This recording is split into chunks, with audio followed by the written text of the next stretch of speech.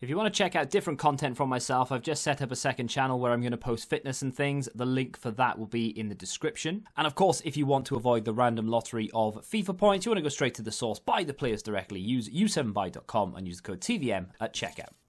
What is going on, guys?Ivim here. Welcome back to another episode of the Norwich City Career Mode. I have taken advice, and there was a little name that popped up here or there. Milan Skriniar. Had a look at his price. He was 65 million, went in with an offer for 70. Apparently I've given a 15% sell on. That's okay though. And they said yes. It always annoys me a little bit when they come back and say yes straight away, because I'm thinking maybe I could have got away with offering him less. But, you know, it is what it is. He wants 100,000 a week, which to be fair isn't as much as he's currently on at Inter. So there we are. Job done. Our replacement for Simakan, is that his name? Forgot him already. He's old news. Our replacement is Skriniar. We then go and play top of the league. However, there is another sign in there as well, as you can see. Ismaila Sarr. Now, I wasn't recording when I signed him. The Watford right wing. I do apologise. I thought I was recording. I was like, you know, leaving it on certain screens for an extra time for me to be able to talk over it and stuff. And apparently when I looked, I wasn't recording. So Sarr is now part of our plans as well. Apparently has a high potential, and he's valued at around, well, I say valued, we bought him for 31.5 million. We missed a penalty very early on against Manchester City, which you don't really want to be doing. You need to be taking every single opportunity you can. The reason we brought Sarr in, by the way, wasn't to replace the likes of Barco or Kubo or anyone like that, really. But it was just as another option. And I don't really see him being comfortable being a sort of a bit player in the team.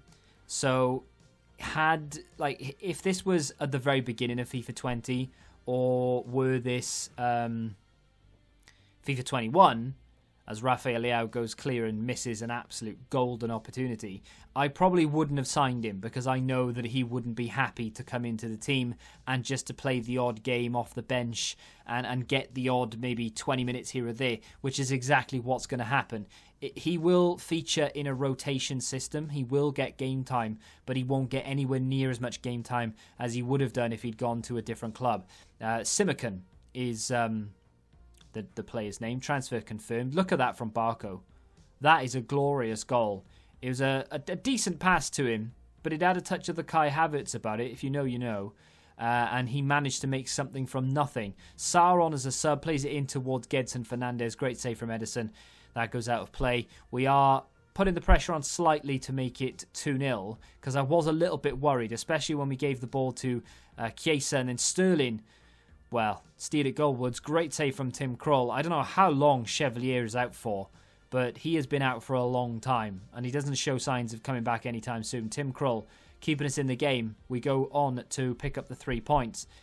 We don't have time to rest on our laurels, though. We have to go straight into the next game, because we are trying to get this season done and dusted. These Newcastle United games, first off, started very boring. Now, it's one of the most exciting fixtures on the calendar. And today's game was absolutely no exception. Rafael Leao goes clear 3 minutes in, plays it across. The ball was a little bit short, but Jonathan David, luckily, is quick enough to poke it home. We're 1-0 up, and I would say almost immediately from kickoff, they did pass it around a little bit, but Arnold into Abraham, first time shot, took me by surprise, and Tim Krul, by the looks of things, made it 1-1. 10 minutes in, Jonathan David picks the ball up, plays it through to Sarr, who gets a goal on his debut. And I say debut, he did come off the bench against Manchester City, but he started this game. So we're 2-1 up, and already it's a little bit of Liverpool Leeds.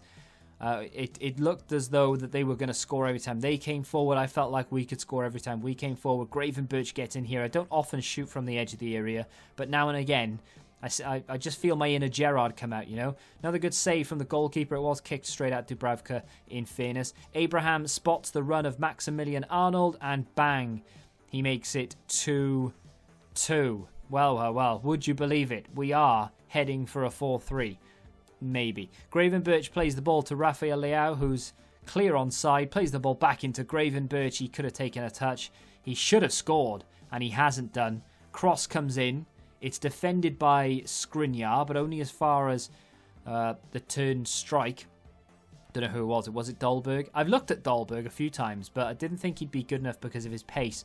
We were lucky here. What a save that is.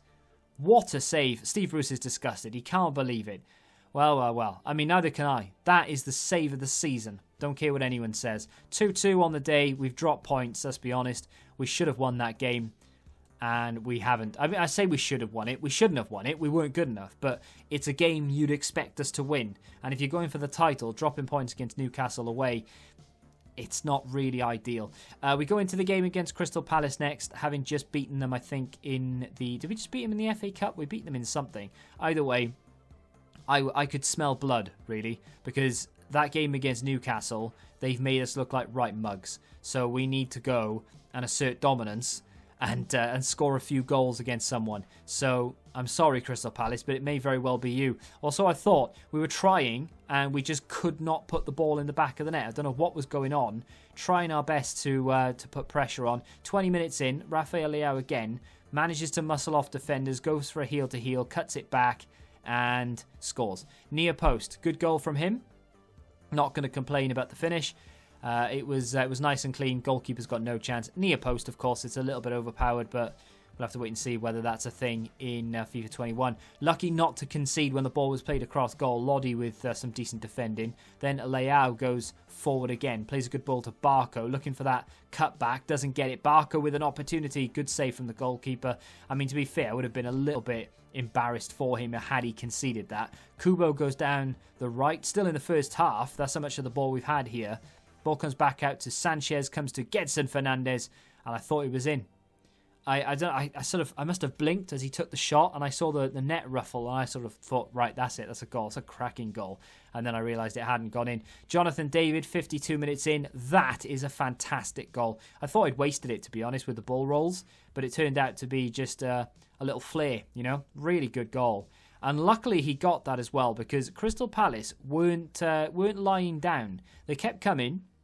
They weren't really a team that were sort of trying to... Well, they were trying to score, but they weren't really coming that close. But they kept the pressure on. Leao gets in, slots it underneath the goalkeeper to secure the points. But like I said, there was the odd attack here or there where I was thinking, right, well, Crystal Palace may get one back. And they kept pressing. And then eventually, Quintala plays it back into Soloth, and he misses. But the rebound somehow turned goalwards, and they did get a goal. Not that it really matters. Goal difference is gone as far as we're concerned this season. But I knew they were going to score.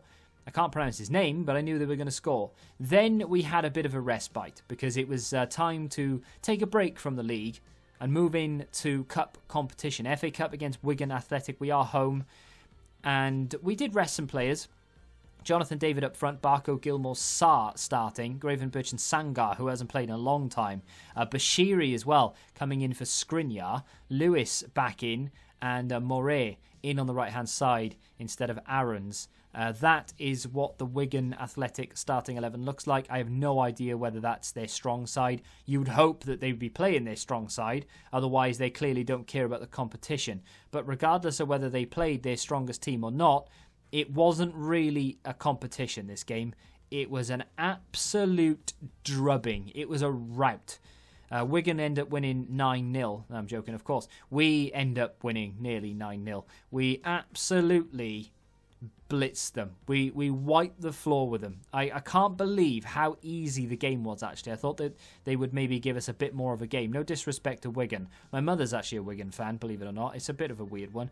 But either way, ball played forward here. Barco puts it in. Thought he was offside for a second, but made it 2-0. Half an hour on the clock. Gravenberch comes forward and manages to squeeze the ball through a gap.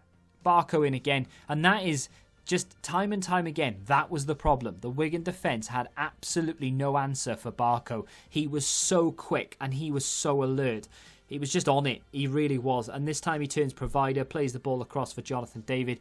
Nice finish for him. Makes it 4-0 in the first half. And we're absolutely running riot. I started sort of not paying attention, but started just sort of knocking it around a little bit, and if there was a gap, maybe we would go through it, but I wasn't looking for it necessarily. Barco gets in to score a Mo Salah-esque goal. I think that's his hat-trick, makes it 5-0, but we're not done there. Sarr needs a goal in this game. He hasn't scored yet. Gilmour, who's playing the full 90, plays it back into Kubo, forward to Sarr, and yes, he's on the score sheet. There we go, and that completes the... Well, it completes the games, completes the scoring, and we're through to the next round. So you can see Barco had 8 attempts. It's because I was trying some things here or there. But as you can see, we are 5 points adrift of Manchester City. We are 3 points clear of Liverpool. We're 6 clear of Spurs, which is good because we only really wanted top 4 at the start of the season. So we are still in with a chance of winning the league, although it will take somewhat of a miracle. We have Bournemouth next, which should theoretically be fairly straightforward for us, but we'll have to wait and see what happens there. If you have enjoyed today's episode, do me a favour and hit that like button. It really does help me out a lot. We're close now to 21. I can feel it. I can taste it. If you're excited, please subscribe. Ready for FIFA 21 content. Till the next time, goodbye. Football Index. The game changed. Download the app now.